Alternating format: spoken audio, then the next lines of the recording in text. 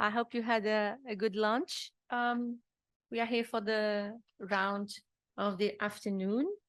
We have 2 speakers with us and 2 speakers online, which I send my greetings to already. You're very, very welcome. This panel is about legal standing before international courts in climate litigation. It should be moderated by Professor Armando Rocha. Well, he's not here. I'm replacing him because he was not feeling very well. And so it's me again.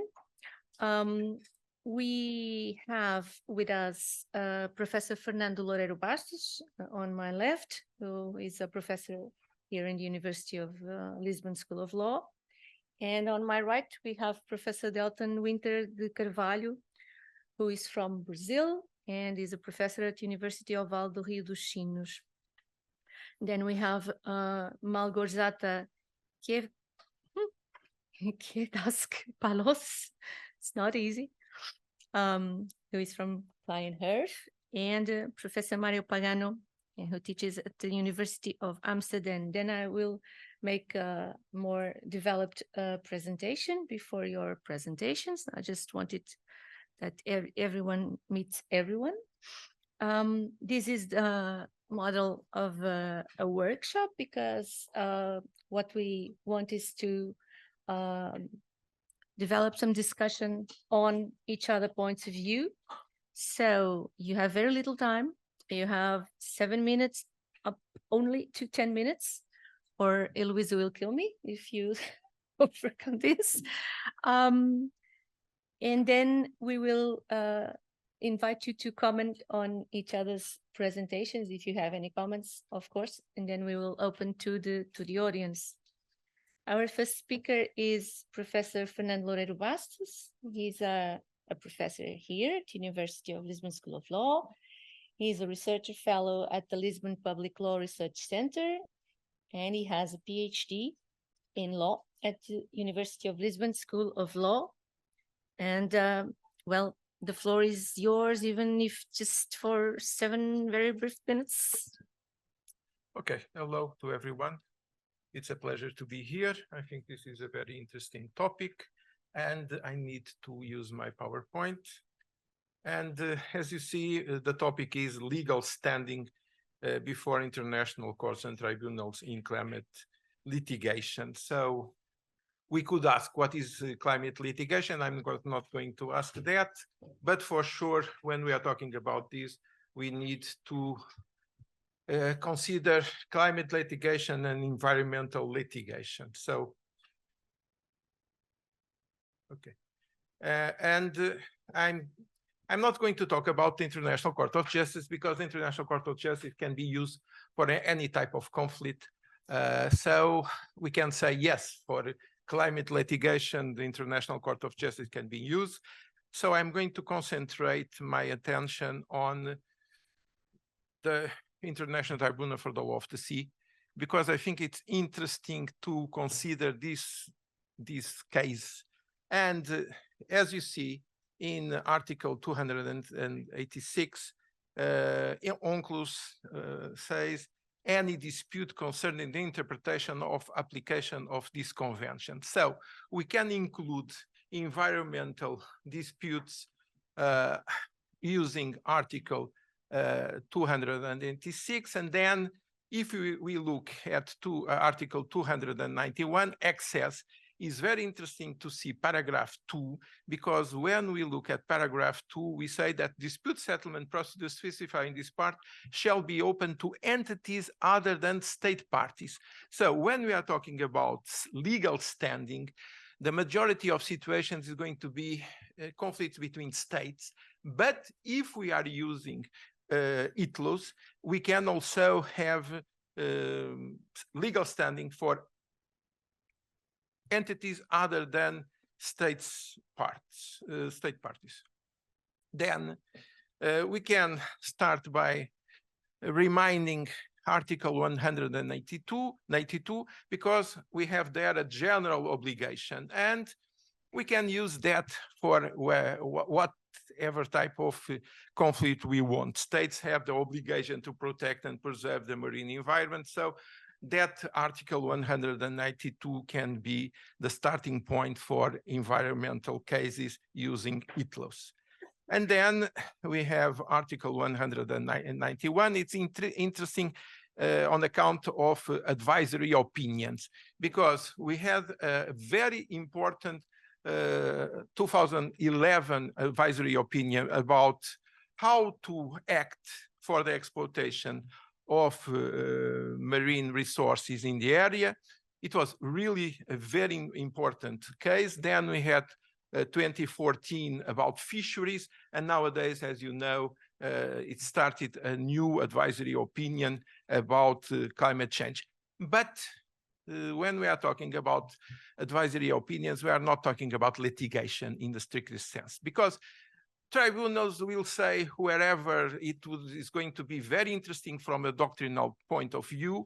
But when we are talking about litigation in the strictest sense, is a very, very different thing.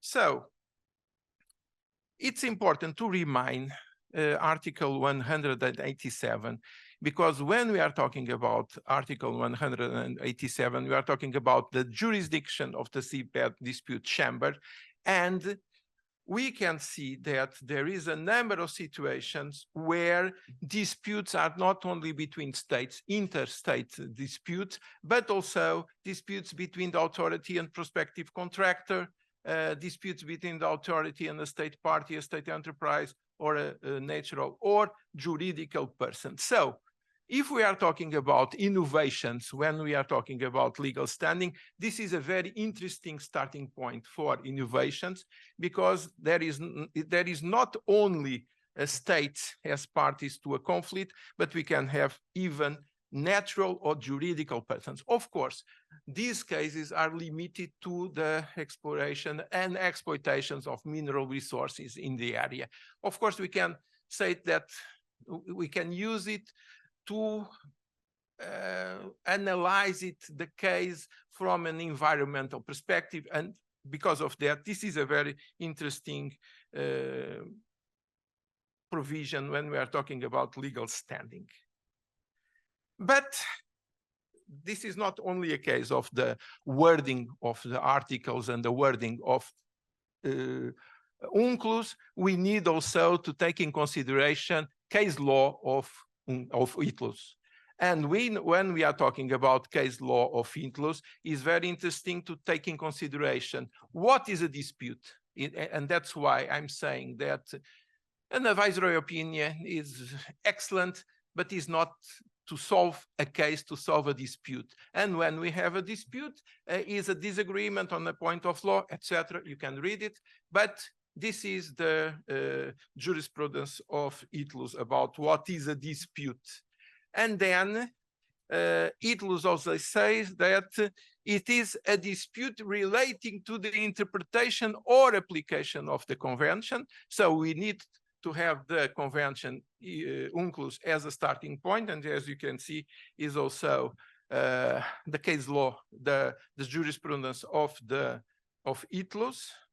And then it's interesting because ITLOS said in the delimitation of maritime boundary in the Atlantic Ocean, so a case Ghana and Cote d'Ivoire of 2017, that articles 286 and 288 of the convention, according to which the jurisdiction on the settlement dispute bodies under part 15 of the convention concerns the interpretation and application of the convention, do not bear the special chamber for deciding on international responsibility. And this is very important if we are talking about cases related to environmental questions. Then it's important also to take in consideration what was said in Note Star 2018, because it was said a distinction must be made between the questions of the tribunal's jurisdiction on the one hand and applicable law on the other, and then the tribunal in interpreting and applying the provisions of the convention, which is related to establish its jurisdiction in the present case to the fact of the case, is not precluded from applying other provisions of the convention or other rules of international law not incompatible with the convention. So we can say that ITLUS can rule on a case related with environmental questions. I'm not really sure how he's going to take cases related to climate change in the strictest sense, but we can say that there is an evolution in the case law of ITLUS that could be useful if we are litigating in a matter of environmental question. Then, as you know, now, and here it's a very interesting thing, because when we are talking about the advisory opinion of 2011, paragraph 179, it's very, very, very interesting because we can have a starting point for legal standing of other subjects of law that are not states. Because what ITLUS said in paragraph 179 of the advisory opinion of 2011 is subjects entitled to claim compensation may include the authority, entities engaged in deep sea mining, other uses, and now I don't have the full, so I'm going to read my own. So other users of the sea and coastal states. So this is very, very interesting.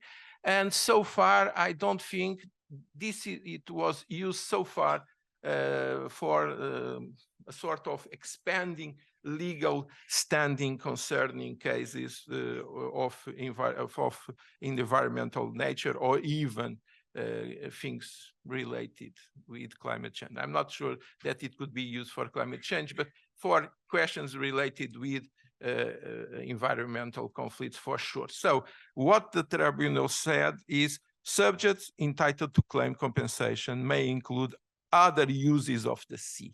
And this is really, really interesting. And then I'm just going to finish by saying that, as you know, it was a request for an advisory opinion submitted by the Commission of Small Island States on climate change in international law. So it was requested end of December. So the order of the court is 16 December 2022. As you know, in September, there was a lot of oral hearings. And yes, here,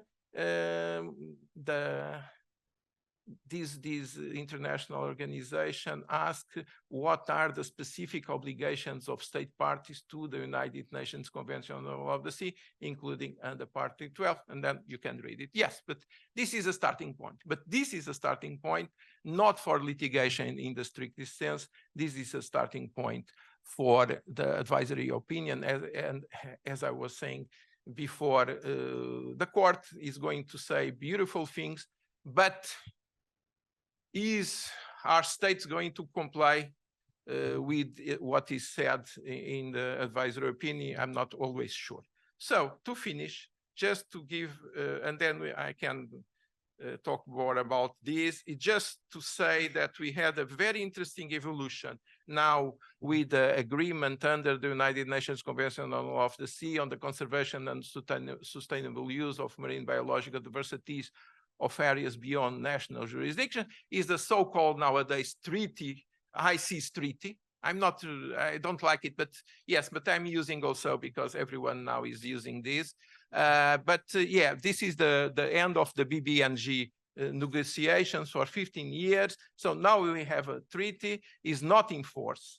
It's very interesting because yesterday or today, it was the number of signatories is 82, but no ratification so far. So let's see how long are we going to take before it starts to it will be in force. But Article 2, if we read Article 2, it's very interesting because the objective of this agreement is to ensure the conservation and sustainable use of marine biological diversity of areas beyond national jurisdiction. For the present, and in the long term through effective implementation of the relevant provisions of the Convention and further international cooperation and coordination. So if we look at Article 2 of the so-called ICES Treaty, we can say that this could be the starting point for international litigation in a broad environmental sense.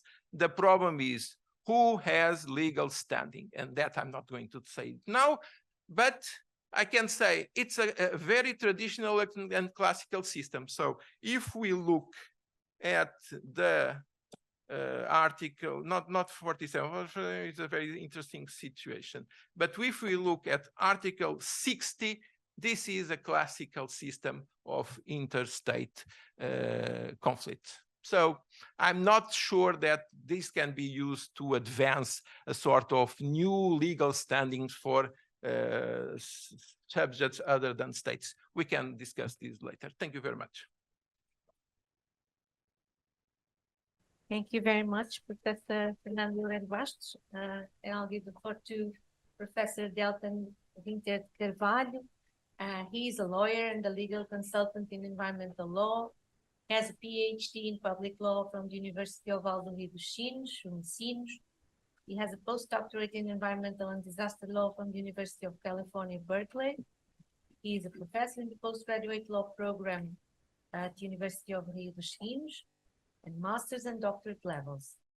He's a researcher affiliate member of Climate Litigation Accelerator of the Center for Human Rights and Global Justice of the University of New York.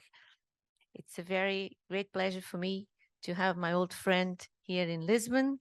I want to thank him again for being here, and I'll give him the word. I'm thrilled to be here at University of Lisbon to deliver this lecture at School of Law.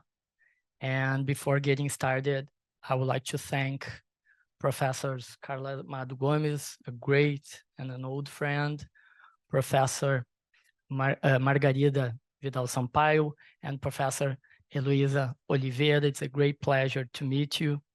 And my topic today is legal standing before the international courts in climate litigation.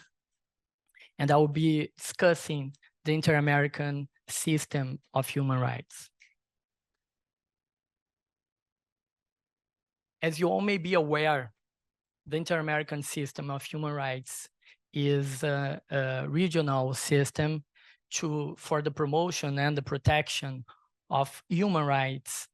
And it's made up of two organs, the Inter-American Commission of Human Rights and the Inter-American Court of Human Rights, which I'll be referring to as the Commission and the Court. And they both monitor compliance by member states of the Organization of American States. The Inter-American system does not admit individual complaints before the court. Only the Commission admits individual complaints before the court, before the Commission, and that makes the Commission the main player in the system for climate and environmental litigation. And that also takes a long time, and it makes harder to litigate climate change and even environmental rights before the court. While the convention goes into great length to spell out in many articles a series of civil and political rights, when it comes to economic, social, and cultural rights, the convention contemplates a single very vague paragraph, namely Article 26, as you can see on the slides. Not a single word is said about the environment. In an attempt to rectify this situation, an additional protocol was promulgated in 1999, which states in Article 11 that everyone shall have the right to live in a healthy environment. Similarly, the court has evolved its approach on the justiciability of environmental rights and on the justiciability of environmental rights over the years. From an initial position where it was necessary to establish the violation of civil and political rights due to environmental factors, environmental rights are now treated as separate and independent rights that can be directly addressed.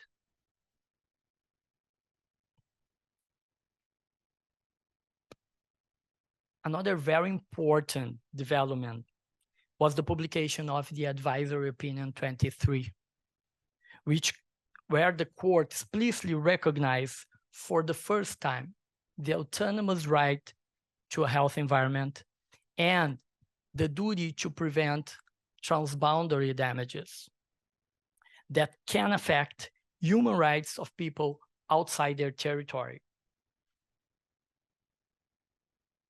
As a concrete example of such litigation, we have the Laca-Ronhat case. For the first time in a contentious case, the court determined that state had violated the rights to community property, health environment, to adequate food, water, cultural identity, and judicial guarantee, deriving all these rights autonomously from Article 26. And that's a very important shift in the jurisprudence of the court. We also have the resolution number 3 issued in 2021 by the Commission. And this document represents the first resolution to address climate litigation, climate change, and human rights. In the context of climate crisis, states have an obligation to prevent transboundary damage, which requires them to develop and implement mitigation targets in line with the Paris Agreement's ambition. In 2023, Colombia and Chile presented a request for an advisory opinion on climate emergency and human rights.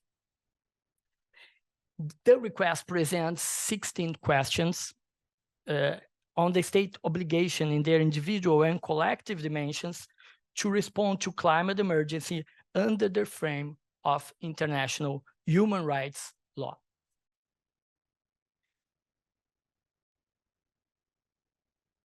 Climate litigation before the Commission has started with the Inuit petition in 2005. And in the petition, it was argued that the United States was violating the human rights of Inuit people from Canada by its contribution to global warming. And however, the Commission declined to process the petition, stating that the petitioners had provided insufficient information for the Commission to, at the present, determine whether the alleged facts would characterize a violation of rights protected by the American Declaration. Still, the Inuit petition is recognized as the beginning of a movement which links climate change and human rights. And as you can see, we have a picture of the Inuit people and a picture from the decision itself from the Commission. In my opinion, the most promising case we have before the Commission is the Athabascan petition. Another Arctic community. In 2013, the Arctic Athabascan Council filed a petition to the Commission, seeking relief for violations of their rights resulting from rapid Arctic warming and melting caused by emissions of black carbon by Canada. The petition also claimed that Canada violated its duties to prevent transboundary harm and to protect environment consistent with the precautionary principle. The biggest challenge the petitioners will face and already face is to prove causation between the acts or the omissions of the government of Canada and the harms caused by climate change. The Athabascan case would be the first one in which the Commission could address a legal question that encompasses transboundary human rights infringement.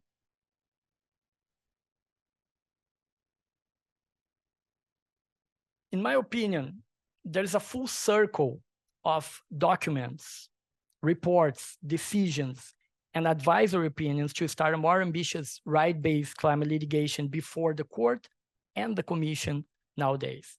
Here we have some examples of this. And my concluding remarks, the recognition of the autonomous and enforceable human right to a healthy environment and the state's obligation to prevent transboundary harms opens the door for a climate litigation in the Inter-American system of human rights. Also, all these documents present a special protection needed by vulnerable groups, such as indigenous peoples, and see climate change as a threat to human rights. The future litigation might take the form of either preventive or compensatory cases. And the first would deal with future climate-related ones, while the latter would deal with ongoing and past climate-related damages. So thank you so much. It was a pleasure to give this talk to you all. And if you have any questions, I'll gladly answer them. Thank you.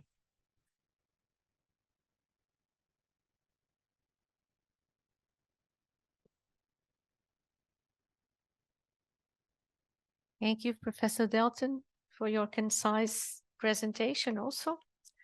Now I go to Malgorzata from Client Earth. She's a senior lawyer at Client Earth, focusing on fundamental rights and environmental democracy. Thank you so much for being with us today. And the floor is yours. Thank you for the invitation. Should I share my screen?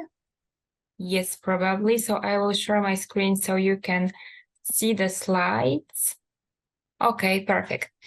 I thought I will start with telling you something about Client Earth, but it was so nicely done in the panel before that I will just sum up that we are the environmental charity using the law to fight climate change, empower people, and promote the rule of law and protect the nature. Back to the subject. In the Strasbourg system, it is Article 44 of the European Convention on Human Rights, which regulates the legal standing. And it stipulates the court may receive applications from any person, non-governmental organization, or group of individuals claiming to be the victim of a violation by one of the high contracting parties of the rights set forth in the convention or the protocols thereto. My presentation is divided into two parts. First on the individuals and second on the NGOs. After each of these sections, I will present how the main challenges for climate litigation can be overcome. The word victims denotes the person or persons directly or indirectly affected by the alleged violation. This article does not permit complaints in abstracto simply because the applicants feel that an alleged violation contravenes the convention. However, it recognizes alongside direct and indirect victims a third category of victims, namely potential victims, who must produce reasonable and convincing evidence of the likelihood that a violation affecting them personally will occur. I will briefly present these three types of victims. In order to qualify as a direct victim, a person must normally be directly affected by the alleged violation. It can be affected by past or ongoing harm. If the alleged victim of a violation has died before the introduction of the application, it might be possible for the person with the requisite legal interest as next of kind to introduce an application raising complaints related to the death or disappearance of his or her relative. In this type of situation, the court must examine whether relatives can be considered as to be indirect victim of the alleged violation of the Convention suffered by the deceased direct victims. In cases where the alleged violation of the Convention was not closely linked to the death or disappearance, the court's approach has been more restrictive, and it has generally declined to grant standing to any other person unless that person could exceptionally demonstrate an interest of their own. As mentioned before, individuals are not entitled to lodge a complaint simply because of the existence of incompatibilities with the Convention in the national order or practice of us demonstrate that any such incompatibility with the Convention are potentially detrimental to them. The criteria for deciding if an applicant qualifies as potential victims are to be determined in each case according to the Convention right or rights alleged to have been infringed, and the connection between the applicants and those measures. Consequently, an applicant must produce reasonable and convincing evidence of the likelihood that a violation affecting him or her personally will occur. Mere suspicion or conjecture is insufficient. Thus, deciding upon the standing of a potential victims involves inter alia risk assessment. This explains why, to establish if the applicants have been the victims of the violation of their rights, the court may need to join in the merits of their allegation the respondent state's admissibility objections concerning the victim requirements. Admissibility and merits are therefore difficult to completely detach in such cases, as the former may require assessment of the latter. The primary aim of complaints in such cases is to prevent violations from occurring. Accordingly, they are largely associated with states' positive as opposed to negative obligations. What can be incorporated from the Strasbourg case law to strengthen the victim status in climate litigation? The court has allowed environmental applications that combine public and individual interest using reasoning that could be replicated in climate cases. For example, in 2019 Cordella versus Italy case, the court outlined the level of proximity and affectedness required to bring environmental claims to Strasbourg. As the Convention does not guarantee the general protection of the environment as such, the applicants can only claim to be the victims of the Convention violations due to environmental damage where the damage has violated their own rights. At the same time, considering evidence that the pollution from the steel works in question was linked to the negative health impacts for local populations, the court held that the pollution inevitably made those exposed to it more vulnerable to various diseases without examining whether each individual applicant had suffered a pollution-related pathology. Based on the scientific evidence, it found that the pollution undoubtedly had adverse consequences on the well-being of the applicants concerned. And here the court demonstrated a willingness to hear environmental claims that surpasses restrictive interpretation of victim status. Moreover, in 2022, Pavlov and others versus Russia case concerning excessive industrial pollutions, at the admissibility stage, the court was required to consider, first, if there was an actual interference with the applicant's private sphere, and second, if a threshold of severity was satisfied. One of the factors considered in this assessment was the proximity of the applicant's homes to the source of pollution.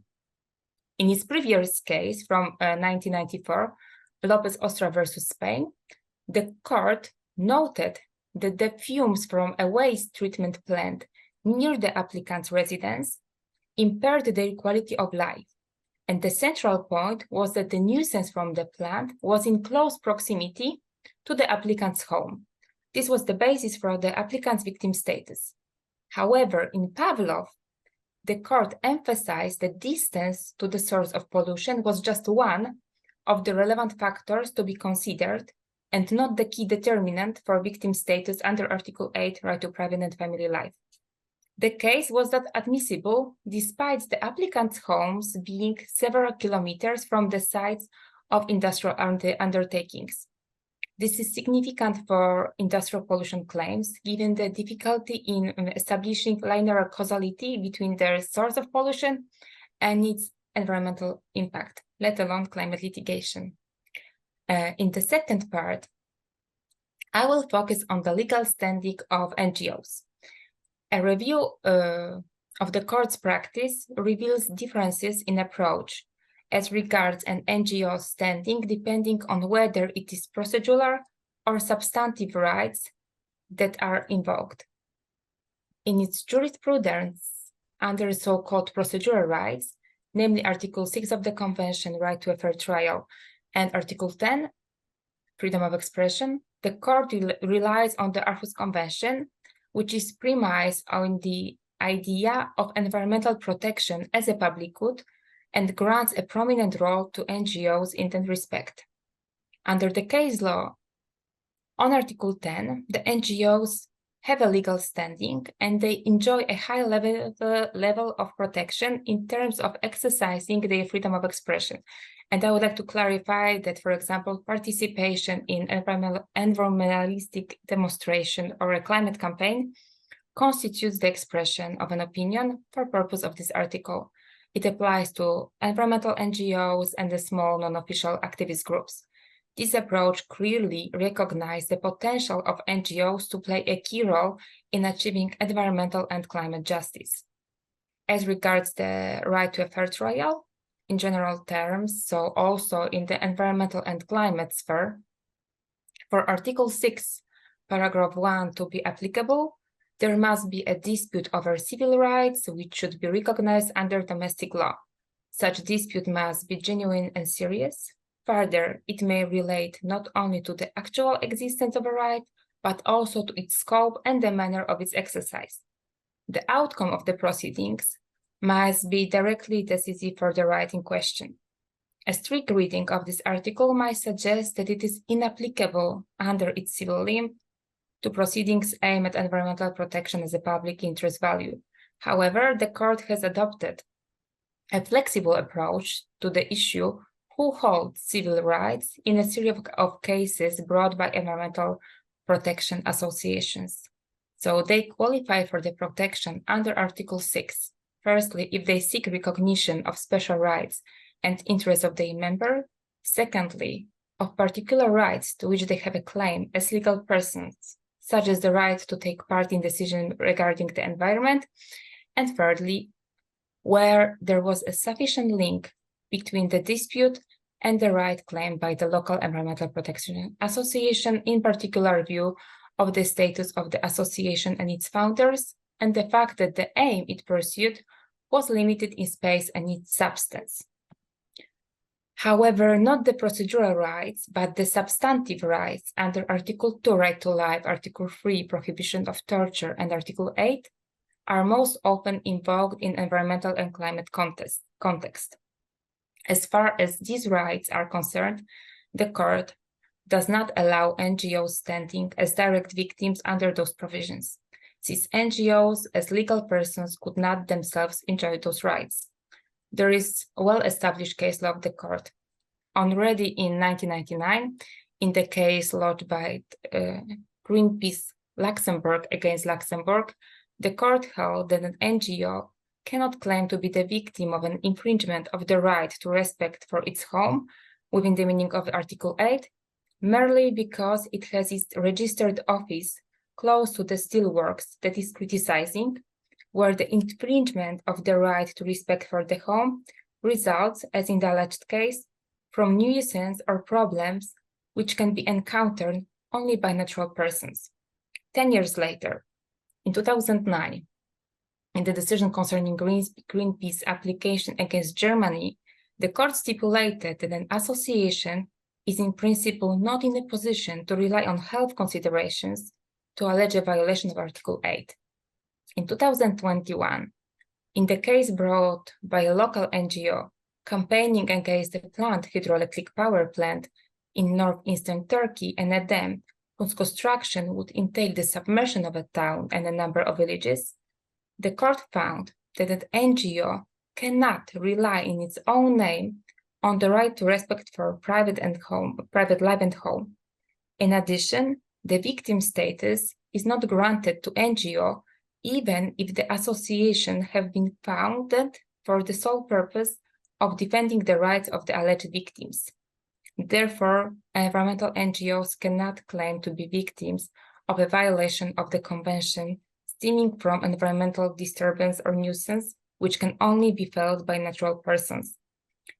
In addition, in climate matters, recently, in December 2022, not so recently, the court declared 2 applications brought by NGO inadmissible on the grounds that the applicants were not sufficiently affected by the alleged breach of the convention to claim to be victims of a violation within the meaning of Article 34 of the convention.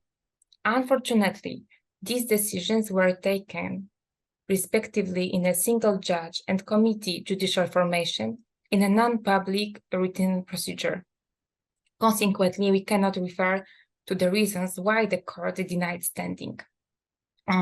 As you can understand, the case law on the standing of association is restrictive, and the court may need to revise some of its previous standards to create coherence as it examines the first climate cases. We cannot exclude that the court would show a degree of flexibility, either by clarifying its approach to potential victim status or by simply joining the issue of victim status to the substance of applicant's complaint. The latter option has been pursued in other cases, and the complexity of climate change cases speaks for this approach. Thank you very much. Thank you, Malgorzata. You have been within 10 minutes, so thank you also for that. And now our last speaker in this first round is Professor Mario Pagano. He has a PhD from the European University Institute, and he is a postdoctoral researcher at the University of Amsterdam. Professor Mario Pagano, it's a pleasure to have you with us this evening or this afternoon. It's so dark, it looks like evening, not yet. And whenever you want. Thank you very much. Can you hear me? Yes, perfectly. Great. Thank you very much for having me. It was a very interesting conversation already in the morning, so I really enjoyed the discussion. And I want to also thank the organizer, Eloise Oliveira, and the other organizers for this wonderful workshop. Okay, so let's start immediately.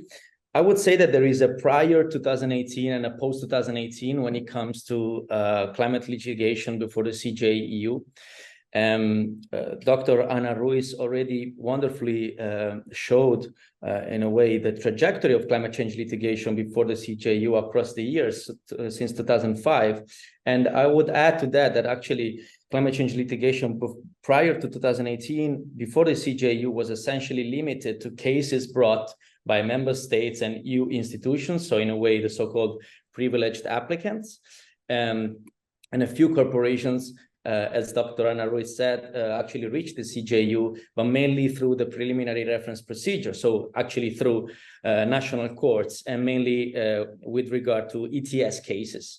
But what about, of course, NGOs and citizens and individuals who actually would like to directly go before the CJEU in direct actions, with the direct actions, and not by passing through national court? So, of course, this is one of the very long-standing topics in EU law. It has been highly discussed, but it's still a hot topic because it's still extremely relevant.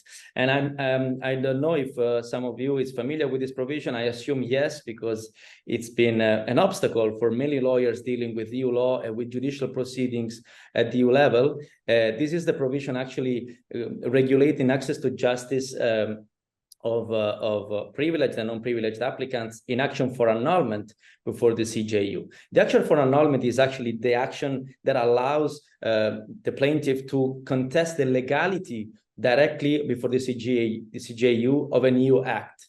And therefore, it is a pretty powerful instrument to obtain a sort of constitutional check by the CJEU and to actually ask directly to the CJEU to review an EU act directly before the court. And under this provision, Article 263, paragraph 4, I put in bold character actually the main issue, which is the word, the phrase individual concern. According to this provision, any natural or legal person may institute proceedings against an act addressed to that person or which is of direct and individual concern. And this has actually been the main problem across the decades, especially the interpretation of this individual concern requirement embedded in this provision. The interpretation of this provision, of this requirement, actually was given in Plowman in 1963 in a very old-fashioned and long-standing formula, which is still good law, which is still into place at the moment since 1963. And I'm sure that many of you are familiar with this provision, so I'm going to go pretty quickly on this. I just wanted to point out the main, I would say, feature of this formula, which is the differentiation requirement. What makes Plowman so hard to overcome is the fact that it requires a differentiation of the person bringing the case compared to any other person in the world, basically, because this is not something required only to EU citizens, because in theory, in principle, even non-EU citizens and natural legal person can bring a claim, can bring a case before the CJEU. And therefore, what actually matters is are the attributes, the circumstances, the factual circumstances which are attributed to the plaintiff who actually wants to challenge a given EU act. And we come to the place I wanted to talk about that actually has some Portuguese flavor in it because of the name also of the main plaintiff who contributed to bring the case, which is Carvalho. This is also very well known as the People's Climate case. It's a case that actually was also mentioned in the morning panels, but I would like to go a bit deeper into the reasoning of the plaintiff to actually try to convince the Court of Justice to grant them standing precisely before the court itself. This case was ultimately decided in 2021 by the Court of Justice. It was inspired by the Urgenda case, as many other cases across Europe. And the plaintiffs in this case were actually 10 families, 36 individuals. 3 of these families were actually Portuguese, specifically Mr. Carvalho, who is a grower and a landowner whose lands were actually affected by fires. And this, we will see, is a key point in the reasoning adopted by the legal team of the case. There was also an NGO contributing to bring the case, this Swedish Youth Sami. And another feature that I would like to emphasize is the fact that all these plaintiffs were coming from different corners of Europe, from 5 EU countries plus 2 additional non-EU countries. And this is actually extremely important for showing to the eyes of the court the geographical reach of the broad geographical reach of EU climate law, and the impact that climate law can actually have even beyond the borders of the EU. So the most immediate objective, in a way, of this case was actually to seek the annulment of the so-called EU climate package, which included embedded 3 legislative acts. The new ETS, and now it's not new anymore because this was already in 2018, so 5 years have already passed. So the effort sharing regulation, and also the amendment of the LULUCF, the land use change and forestry regulation, and the plaintiff, and in particular the person you see here in the picture, who is Professor Gerd Winter, who is a professor of administrative and environmental law at the University of Bremen, who is the brain behind this case, who actually contributed to construct the case and to gather resources, and actually to develop also the legal strategy and the legal reasoning behind this case. And he and the other lawyers of the team were actually claiming that this climate package was breaching general principles of EU environmental law. For instance, the precautionary principle that was actually mentioned also in the previous session, and some of the fundamental rights enshrined under the EU Charter. The plaintiff were actually seeking the reduction of the greenhouse gases emissions by 2030 by at least 50 to 60%. So in a way, the reasoning, as you can see, the objective in a way is relatively similar to the one which was sought also in the Urgenda case. And here is by at least by 50 to 60%. So the plaintiff selection, and this is actually very interesting also from a standing analysis perspective, because as we will see now, the Plowman formula actually affected the choice of the plaintiffs. So the differentiation requirement that I emphasized in some of the previous slides was actually key in order to choose the plaintiffs to be brought before the court. And actually the legal team chose some of the people which were differently affected by the different forms through which climate change manifests itself. And also people coming from different corners of Europe in order to represent, as I said before, the wide reach of EU law, EU climate change law, and therefore this is also a case about the extraterritorial reach of EU law. So in this case, in order to overcome the Plowman test and satisfy the standing requirements, the main effects of climate change were represented. So there were people affected by drought, people affected by fires, like Mr. Carvalho precisely, people affected by loss of biodiversity, by rising sea levels, etc. So the goals were actually to try to hold the EU accountable for climate change, to raise awareness on affected communities, and precisely on the lack of access to justice before the court, which was also one of the additional goals, and also to provide local communities with a platform. The Court of Justice was relatively unresponsive to this claim. The main issue was, I would say, the causation, once again, that was mentioned before by Professor Oliveira, because the court basically said it is not required under EU law to prove a link between climate change and human rights, but under the treaty provisions, you plaintiff have to prove the connection, the link between the contested EU act and the legal sphere of the subject. And therefore, that was the missing point, according to the judge, for dismissing actually the case. And then there was the complete system of legal remedies argument, which is a very well-known argument, according to which the EU already has a complete system of legal remedies, and therefore, if plaintiff want to seek remedy, they can actually go to national court and ask the court to refer the question for a preliminary reference. And therefore, the Court of Justice dismissed the case, but I think it was very interesting. It is relatively a very interesting case to show how the plaintiff tried to overcome Plowman and to be granted standing despite the fact of losing the case. Very quickly, because I know I'm running out of time, the aftermath of the case is represented by the fact that actually, despite the loss, the new climate law actually was amended in order to comply also with what was requested with the plaintiff in this case. So actually, the new climate law presents a cut of the emission at least by 55%. So even more than the minimum threshold requested by the plaintiff. So for the plaintiff, even if they lost in the end, they ultimately reached what they wanted.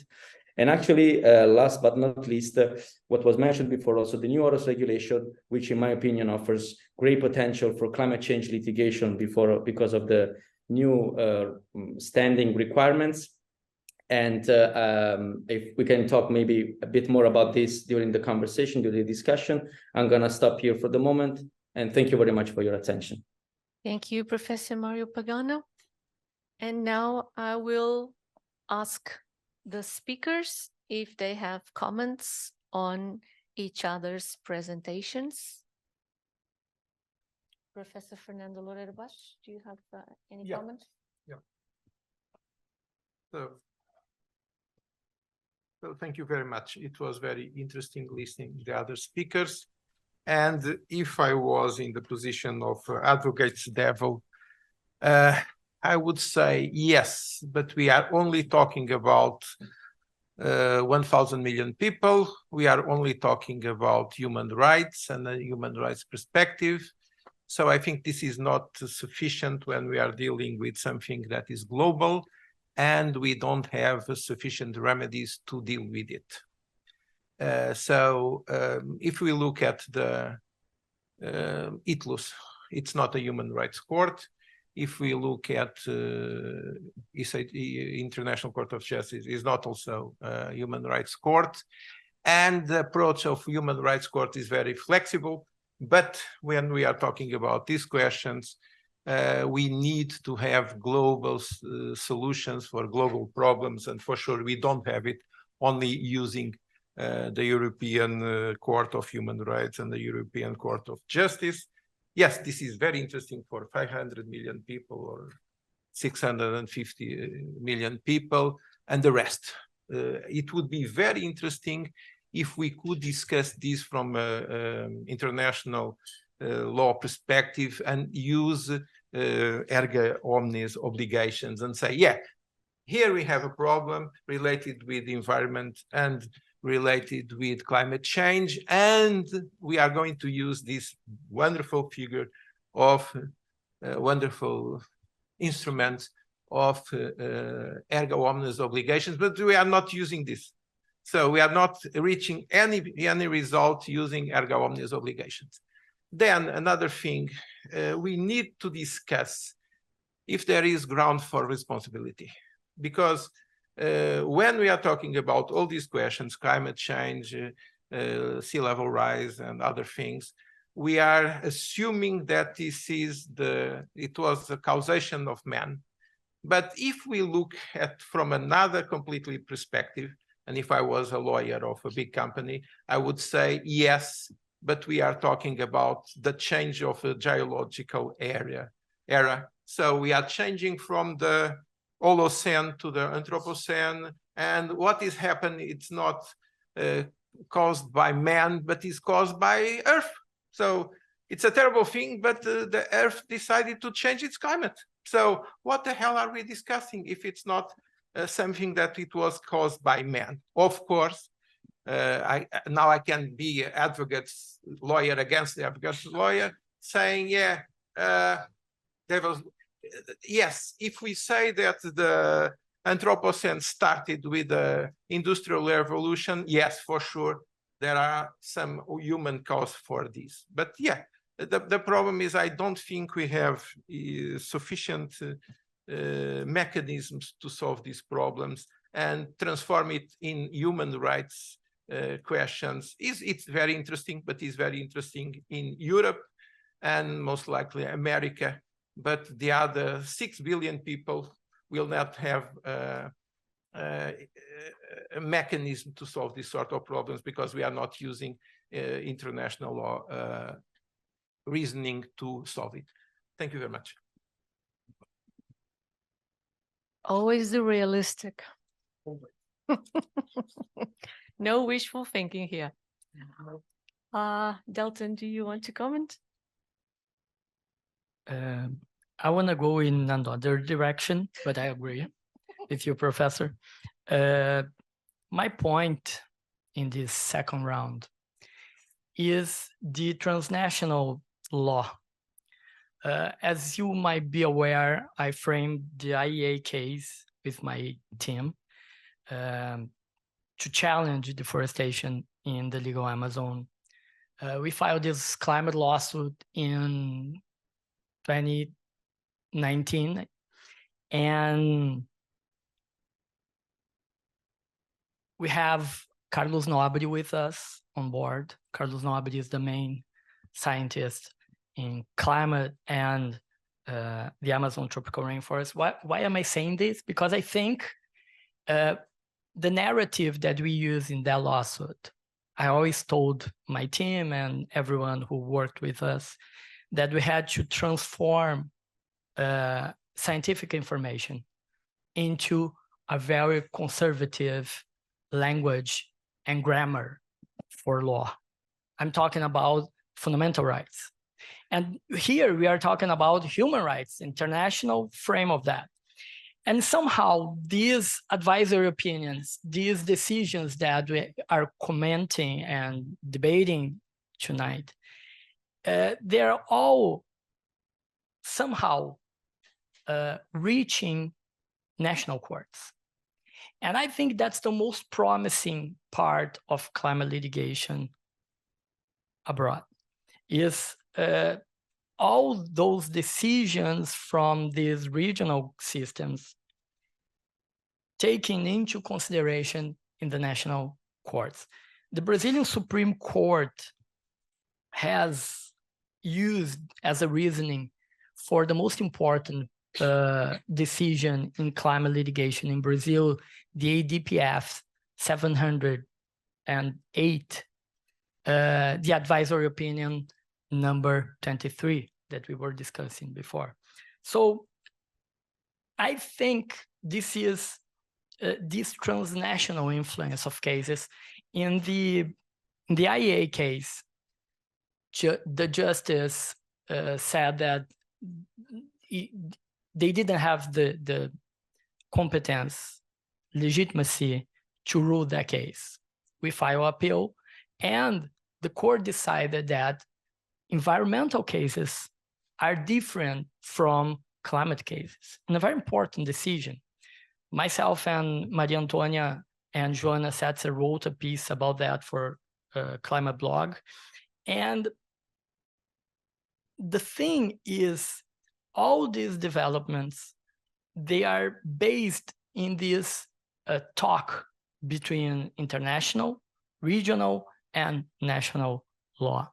So the next step, as far as I think climate litigation, is the attribution science. I think attribution science, I think almost all our talks here, and Eloisa mentioned that before, the most pressing problem is causation. And I think the attribution science is getting there.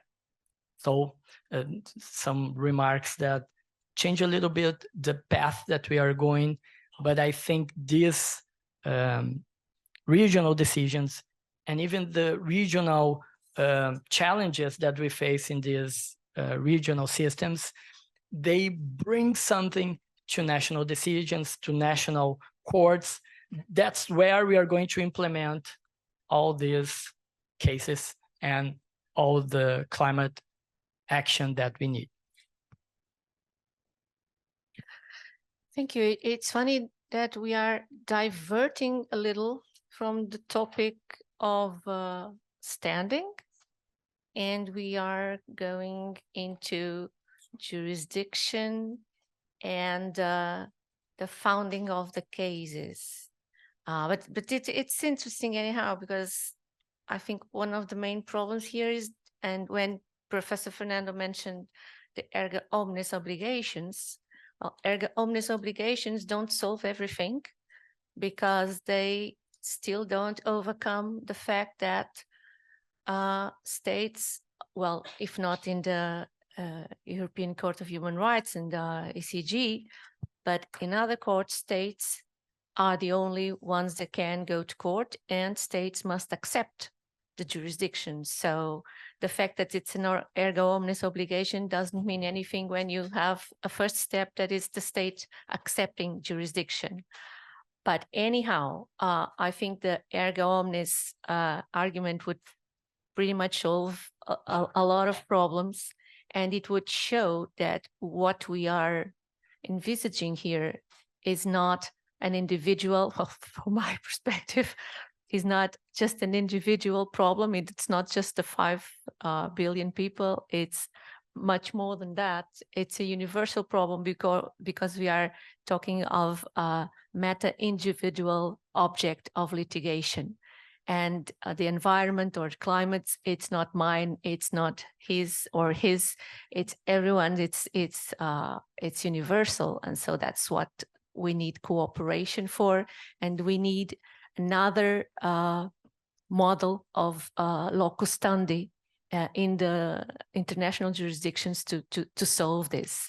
But that's funny how we are diverting, because we are trying to overcome that classic Plowman vision that is also a defense by the courts to avoid being submerged by litigation. Of course, I understand this every time. Just a little for instance, in Portugal, we have a very broad access to courts in Actio Populares. It's one of the largest in the world, but for years and years, for decades, it was not used by people. And so judges didn't have to care about Actio Populares.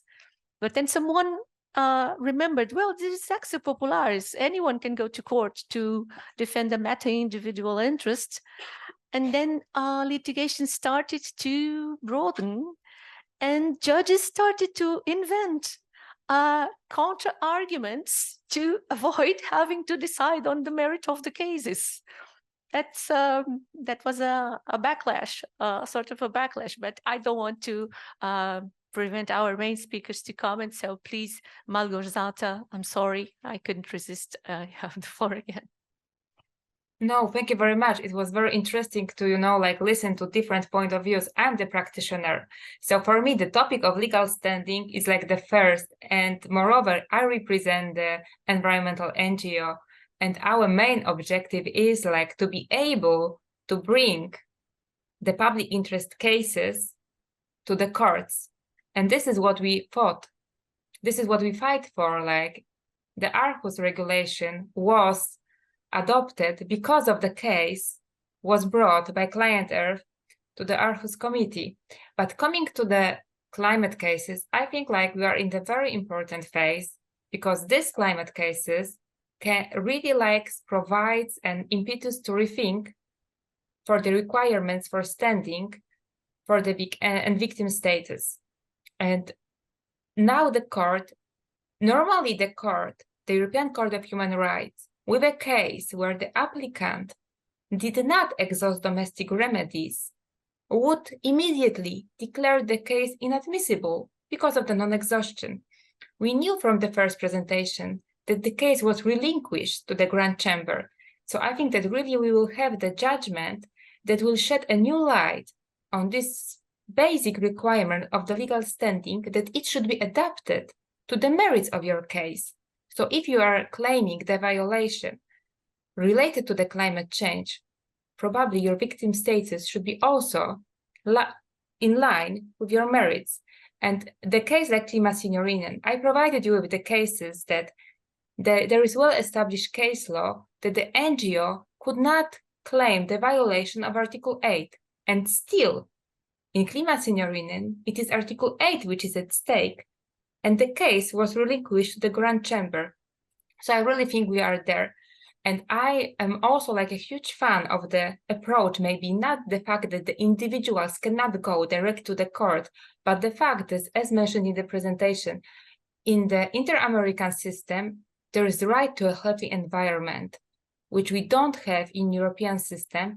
And this is for me like this case against Argentina shows that having such a right, and this right as a justiciable right, can also solve many problems related to the victim status. And if I can like only briefly comment on the last presentation by Professor Pagano, I hope that the case you presented is only a lesson learned for another lawyer to bring a new case to the court that we would be able to analyze in the future as a huge success. If I might jump on that, just thank you very much. Yeah, I actually think that that case is actually the other face of the coin of Duarte Agostinho, honestly, because I think the EU law component of Duarte Agostinho is highly underrated, because basically we're talking about a case that basically challenges all the EU member states plus others. Therefore, EU law is also at stake. EU climate law and policy is also at stake in Duarte Agostinho. And I think that the impact that an eventual judgment, that a judgment in Duarte Agostinho can have on the Court of Justice and also on standing can really be significant, at least in terms of, I mean, I don't know how to use this, I don't know if I should use this term, but in terms of political pressure on the Court of Justice in order to eventually review the standing requirement in Plowman, because as many commentators have already put forward, the Plowman formula is not embedded in the text. In the letter of the treaty is an interpretation given by the court that, as we also said before, judges are conservative figures, they don't like to change, and therefore they also like to maintain, especially the Court of Justice, their precedents. So I'm really curious to hear eventually also other people in the room or online what they have to say about the potential impact of Duarte Agostinho on the Court of Justice of the EU and on EU law in general. And I actually wanted to say something else about the presentation by Delton de Carvalho, and I think he connected very well with what Professor Fernando Loureiro, if I pronounce correctly, said also with regard to the comment made in the morning by Armando Rocha on the importance on advisory opinion. I know this redirects a bit the conversation toward other topics and not precisely on standing, but I think this also affects the strategies of climate litigants when they have to go for judicial proceedings or for advisory opinions eventually, because I think that the advisory opinion 23 from 2017, I think that Delton de Carvalho showed very well how it can also be affected, since these were used to convince the court in Laca Honat in the versus Argentina case. So I would like also to, emphasize this point on the fact that indeed advisory opinions are not binding, are not the exact thing that climate litigants want. But this case, the Laca Honat, I think shows how important it can be to be used as a catalyst tool to accelerate certain changes from and make them happen. And I also wanted to say something about since it's a point that's been raised very often about the Aarhus regulation and the softer standing requirements.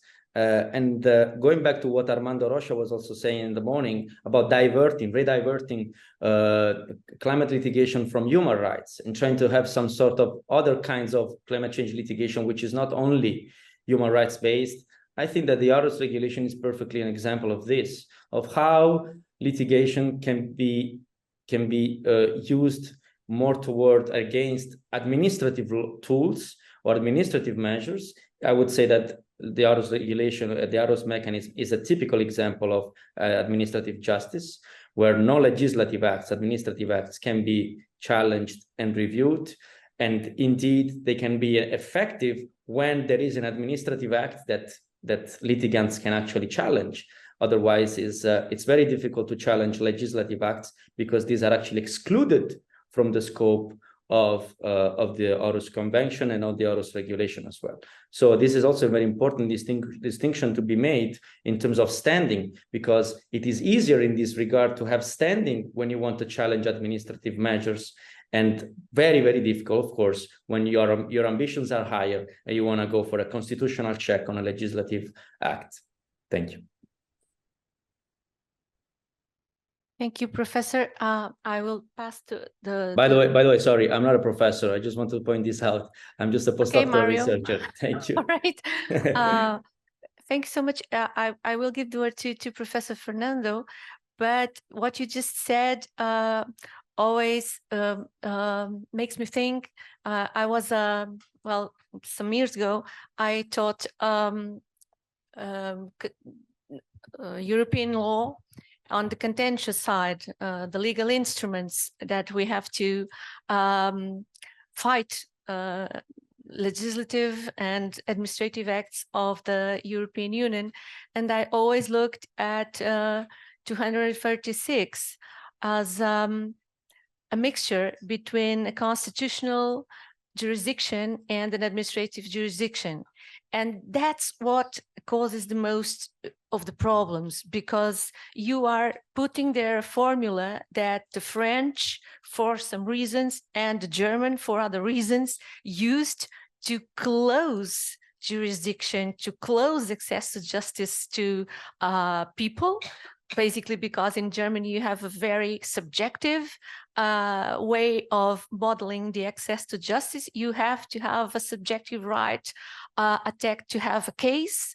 And in France, for other reasons, they worked the recours d'annulation, where you had to face legitimate, direct, and individual interest. And so the action for annulment is a sort of a mixture between the constitutional jurisdiction and the French one.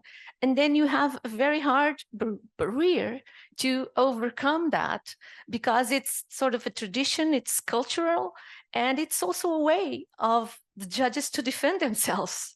And it's a melting pot that it's causing a lot of trouble when you have new realities like the environment or the health or cultural heritage, because you need to enlarge your vision. And that's why the Italian invented the interessi diffusi. That's what they are for, and they deserve a place in courts too. Whether if it's through human rights or it's through an objective perspective, they deserve to be discussed and to be decided on. I'm sorry, I couldn't help it. Okay, thank you very much. Just to say, to add something that I hadn't time in my previous presentation, just to say the following.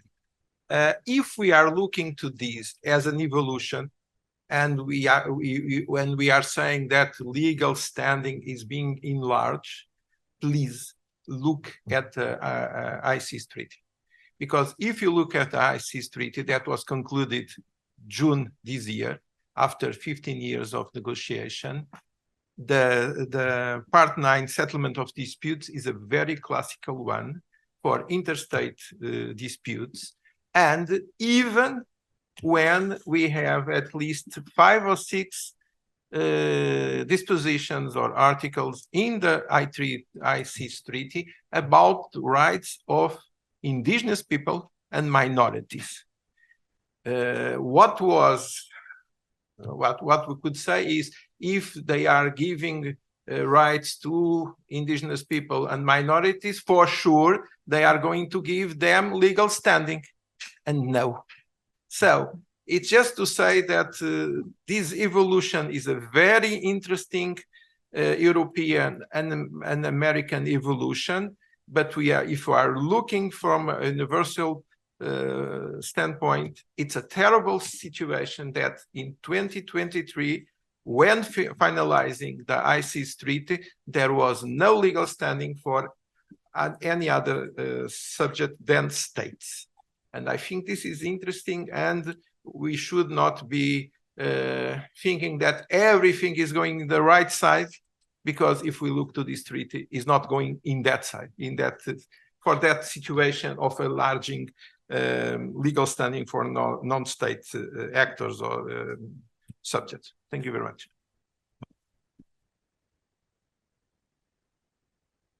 I know we have questions online, but we have Francisco who wants to ask someone to the speakers, something to the speakers.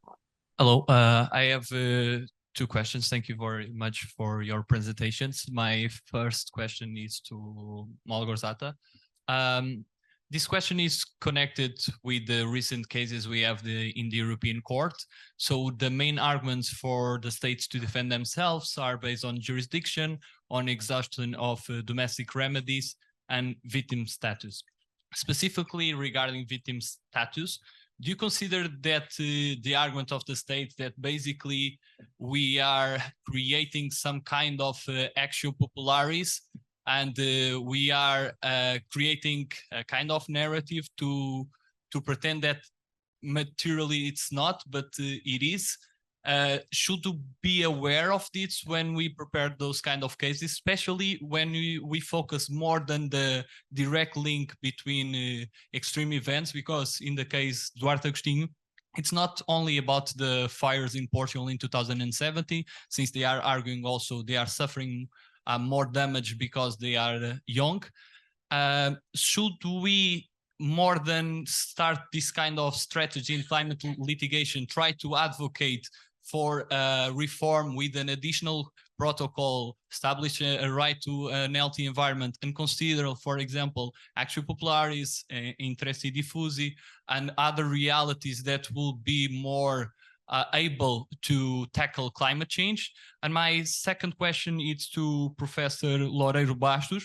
Since you are an expert in the law of the seas, how do you see the lessons from this area of international law that contribute a lot for the development in general of international law, especially with the recent steps with the ICES treaty?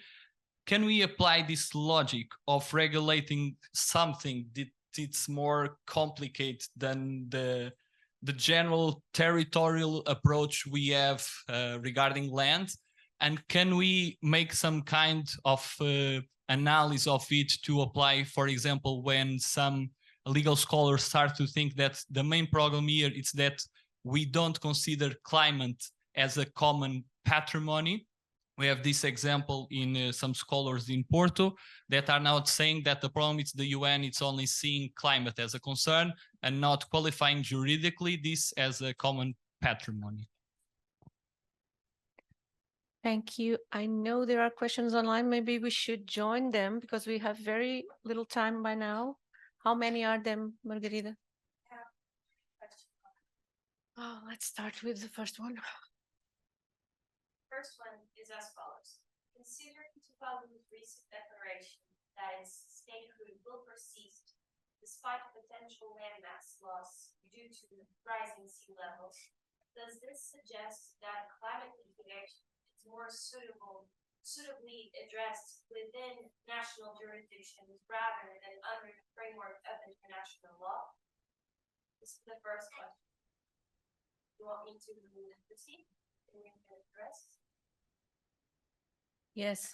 Okay. Second question is as follows. Considering Professor Loureiro Bastos' comments, what is the perspective to have a fair decision in a climate change litigation regarding that these cases demand scientific researches to support judicial decisions? On one hand, these studies can be influenced by the parties that are able to afford researches against their liability in climate change issues, and on the other hand, the opposite party can promote researches saying exactly the opposite.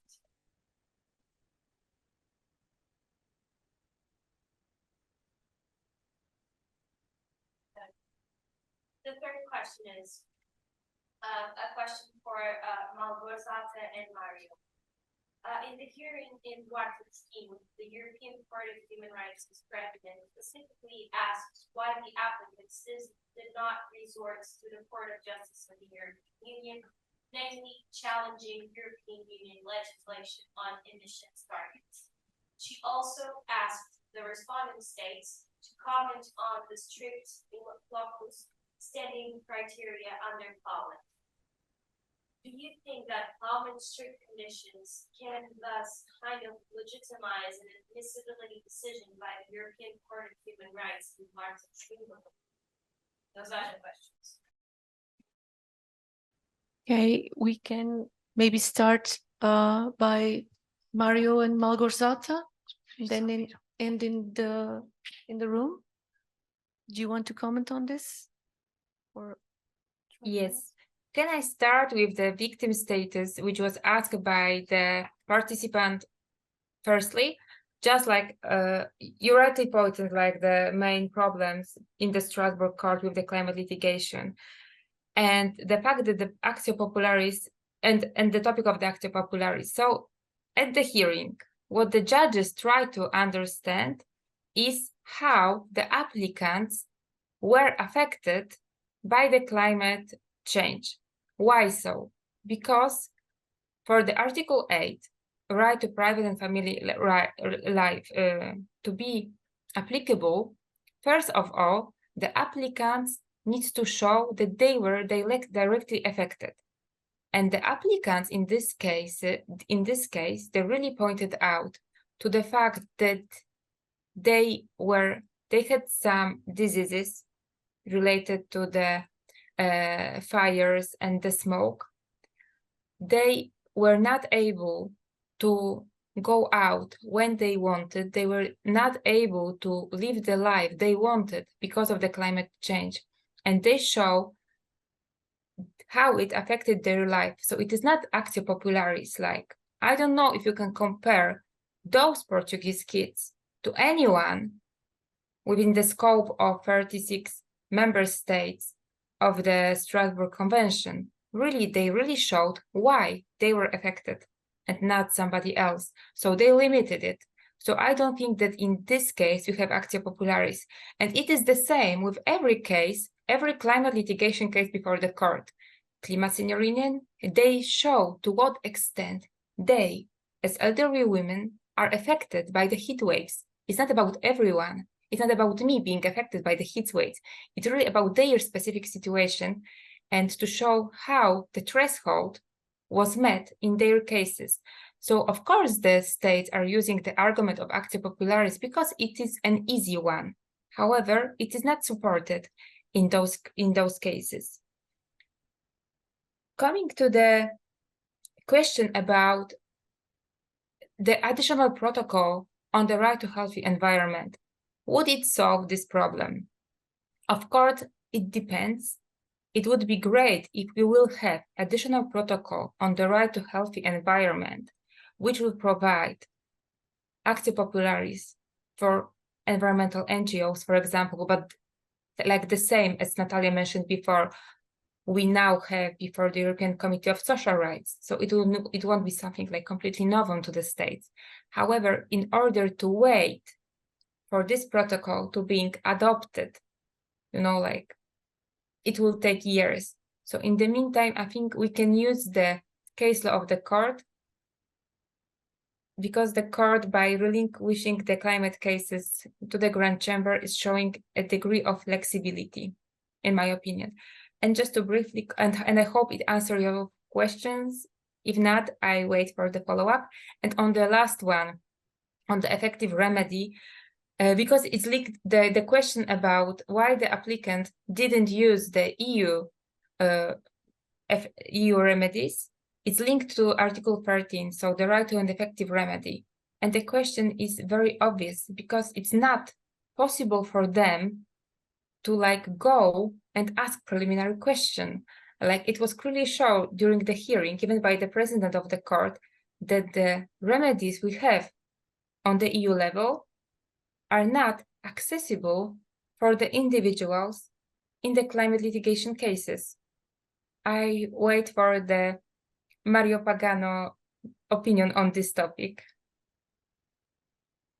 Yeah, even in the application file, actually, the plaintiff in Duarte Agostinho are trying to convince the ECHR that the case could not be brought before the CJU precisely because of Plowman and the narrow standing requirements. But I think that legally speaking, I don't think this is a very solid argument because I actually think that the plaintiff in People's Climate case, in the case I presented, had to bring the case before the CHR because they could directly show that they were the one being denied access to justice before the CJU, and that they actually had already tried that remedy before bringing the case. So I don't think that the plaintiff in Duarte Agostinho can actually have that claim. So in this sense, I don't think the Plowman test legitimizes the request in Duarte Agostinho. But on the preliminary reference, I agree with what Malgorzata has said, and the fact that indeed that's not actually available for the individual plaintiff. That it's a choice of the judges, and therefore it's not really a remedy available in the availability of the plaintiff to be decided. I think we are running out of time. I'm going to leave floor to the other speakers. Thank you. Thank you, Mario. Thank you, Malgorzata. Professor Dalton doesn't want to intervene, so I will give the final word to Professor Fernando Bastos, and we will close this panel. Okay, so thank you very much for the questions. They were very interesting, and if I had half an hour, it would be fantastic because I could have a complete answer about that, but to being really succinct about it. When we are talking about the ICES treaty, the ICES treaty started with a negotiation to have an international legal regime for the exploration and exploitation of genetic resources. Okay, and then it started to be another thing. And I would say, related to your question, what is going to be interesting is the implementation of marine protected areas beyond national jurisdiction. And when we are talking about that, we are talking about very difficult questions related with the ICES regime, and we are talking with very interesting questions about third states' effects of the ICES treaty. So it's going to be applied to states that are not party of the regime. Can we consider that is something that is going to apply to everyone, even if they are not, if they didn't ratify the treaty? From my classic approach to it, the answer is no. And I had this conversation several years ago with Marta Chantal Ribeiro when we were discussing the marine protected areas outside Portuguese jurisdiction using OSPAR system. So this is a very difficult question. And the problem is the new treaty going to give us a different scope to the ICES legal regime?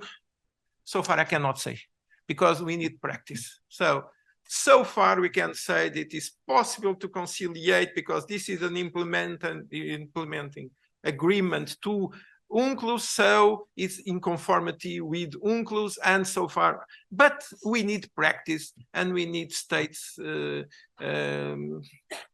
complying and not complying with the system to see how it works from an international legal perspective. It's a very interesting question. We could speak a lot about that. The second one about sea level rise. When we are talking about sea level rise, we don't have an international legal regime.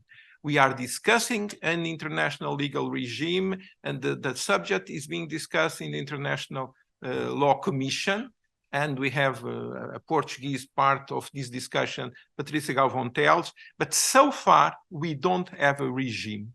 So if we were discussing this in a domestic court, you will have an approach. If we were discussing this in the international court, for sure it will have a completely different approach. And for sure, if we were discussing this in the Pacific, the answer will be one, because they are starting to have something of a regional system about this, and they consider that maritime space will be the same even if the coast will change. So it's a very interesting question also, but most likely we don't have a definitive question now, because we don't have an international legal regime that we can apply.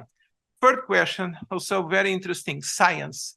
Yes, we can say that science data are objective. I don't believe so. I believe that it's always possible to manipulate scientific data. And as the question put it very well, you can always buy science. Of course, it's debatable if nowadays there is no consensus about this, but for sure, it's always possible to dispute that scientific data are completely objective. So it would be very interesting to have a debate on scientific data and to see what sort of data people would show on a case. Thank you very much. Thank you so much for being here. We are going to have a coffee break, and we will be back at 4:30 p.m. Thank you to the speakers. Thank you to the audience, and see you in 20 minutes.